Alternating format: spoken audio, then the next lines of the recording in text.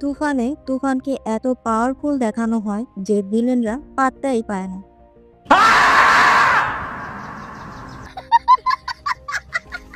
সিনেমার ৩০ মিনিট পর নাবিলা এমন ভাবে উধাও হয় যেন তার অস্তিত্ব সিনেমায় ছিল না।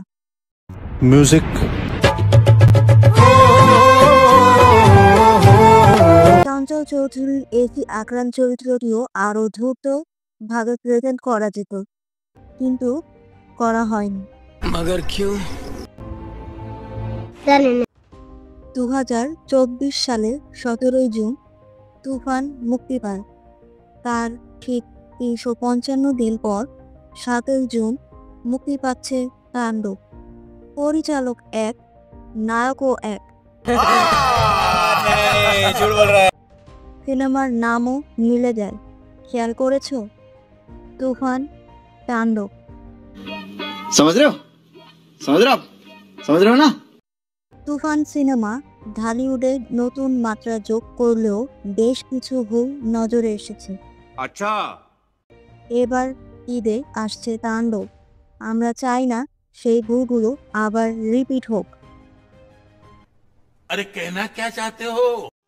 আজ মুভি পাইতে বলবো তুফান সিনেমার 5টা বড় ভুল সম্পর্কে, যেগুলো তাণ্ডবে না থাকলে সিনেমাটি তুফানকেও ছাড়িয়ে যাবে বক্স অফিসের দিক থেকে।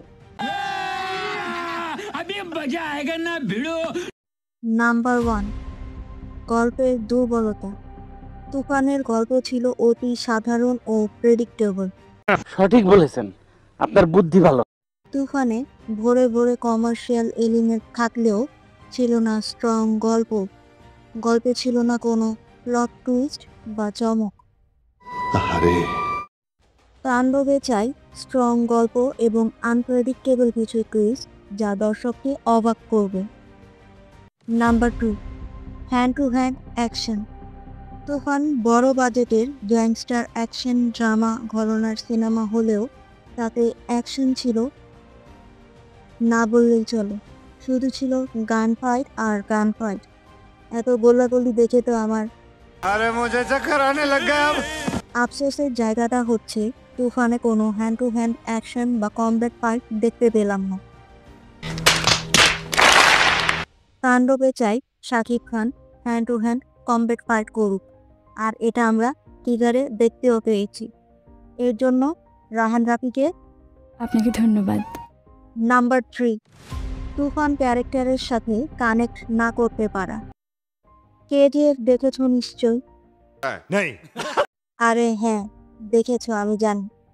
কেজিএফে রকির ব্যাক স্টোরি ছিল ইমোশনাল, দর্শক ক্যারেক্টারের সাথে সহজেই কানেক্ট করেছে। আচ্ছা, তবে তুফান ক্যারেক্টারের মধ্যে ইমোশনাল ঘাটতি ছিল। তুফানের ব্যাক স্টোরি ও স্ট্রাগল কম উঠে এসেছে, যা দর্শককে তুফানের সাথে কানেক্ট করতে পারেনি। ঠিক বলেছো। তাণ্ডবে চাই শাকিব খানের ক্যারেক্টারের strong and touchy back story থাকে, যেন দর্শক ফিল করতে পারে তার ক্যারেক্টারটি। তুমি এত দূর চলে এসেছো, তার মানে তোমার ভিডিওটি ভালো লাগছে। তাহলে তো একটা লাইক ডিজার্ভ করি। চট করে লাইকটা দিয়ে ফেলো আর কমেন্টে জানাও তুমিও কি আমার সাথে একমত কিনা। আর কিছু? হ্যাঁ, আরও আছে। সাপোর্টিং ক্যারেক্টারদের গুরুত্বহীনতা। তুফান টোটালি হিরো সেন্ট্রিক সিনেমা ছিল।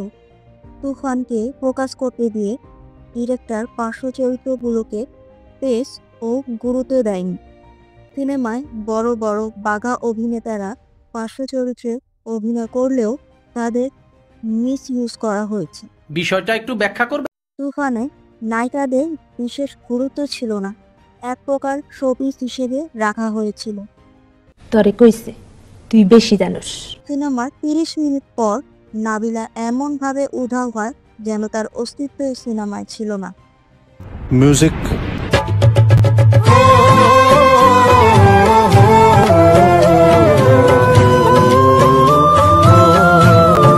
মিমি চরিত্রটি দেখে মনে হয়েছে তাকে রাখা হয়েছে শুধু দুষ্টু কপিল ও লাগে উড়াধুরা গানে নাচার জন্য।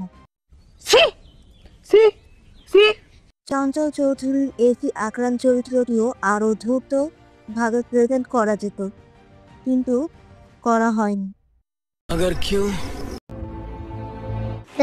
তাণ্ডবে পার্শ্ব চরিত্রদেরও যেন ভালো স্পেস ও ঠিকভাবে ইউজ করা হয়। গল্পে নায়িকাদের গুরুত্ব রাখা, আর কিছু? হ্যাঁ, কেমিও চরিত্রটিও যেন সিনেমায় আলাদা গুরুত্ব পায়। নাম্বার 5, ভিলেনদের সাথে ক্ল্যাশ না জমা। তুফানে তুফানকে এত পাওয়ারফুল দেখানো হয় যে ভিলেনরা পাত্তাই পায় না।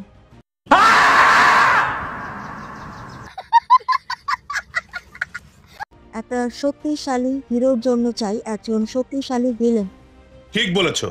যে হিরোকে সমান তালে টক্কর দিবে, যা তুফান সিনেমায় মিসিং ছিল। তুফান সিনেমায় তুফান বাশারকে ঘাড় মুখে মেরে ফেলে, বলেন কি? আর শহরের ডন তালাককে মিষ্টি খাইয়ে মেরে ফেলে। भाई साहब कुछ ज्यादा नहीं हो गया ये? मतलब कुछ भी। তুফানে এরা দুইজনই ছিল দেশের নামকরা ডন। এদেরকে তুফানের শক্তিশালী প্রতিপক্ষ হিসেবে দেখানো যেত, যা তুফানের শীর্ষ ডন হওয়ার পথে বাধা হয়ে দাঁড়াতো, যা করেননি পরিচালক। अरे बाप रे, ये तो धोती खोल रहा है। তাণ্ডবে চাই শক্তিশালী ভিলেন ও থ্রিলিং ক্ল্যাশ থাকুক, যাতে করে সিনেমাটা এঙ্গেজিং লাগে দেখতে। তুফান সিনেমায় চেষ্টা ছিল, বাজেট ছিল, হাইপও ছিল, কিন্তু এক্সিকিউশনে এই জিনিসগুলো মিসিং না থাকলে সিনেমাটি আরও ভালো হতে পারত। তুমি কথা বেশি বলো, কথা বেশি বলার লোক আমার পছন্দ না। এত কিছুর পরেও তুফান ব্লকবাস্টার হলো, কারণ এটা ছিল একটা ম্যাথ এন্টারটেইনার সিনেমা। আমি সিনেমাটা হলে দেখেছিলাম, আর এটার সিনেম্যাটিক এক্সপেরিয়েন্স ভালো ছিল। শাকিব খান এই সিনেমায় অনেক চেষ্টা করেছেন, এটা স্পষ্ট, তাই সাধারণ মানুষও সিনেমাটি গ্রহণ করেছে। তাণ্ডবের টিজার আর টাইটেল ট্র্যাক দুর্দান্ত হয়েছে, তাই সিনেমা নিয়ে আমাদের প্রত্যাশাও আরও বেশি। আমরা চাই এই সিনেমায় থাকবে শক্তিশালী গল্প, ভালো অ্যাকশন, আর মনে রাখার মতো অভিনেতাদের performance.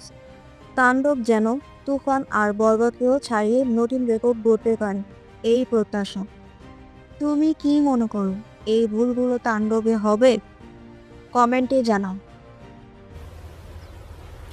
Wait a minute. Who are you? আর আমি অপু বিশ্বাস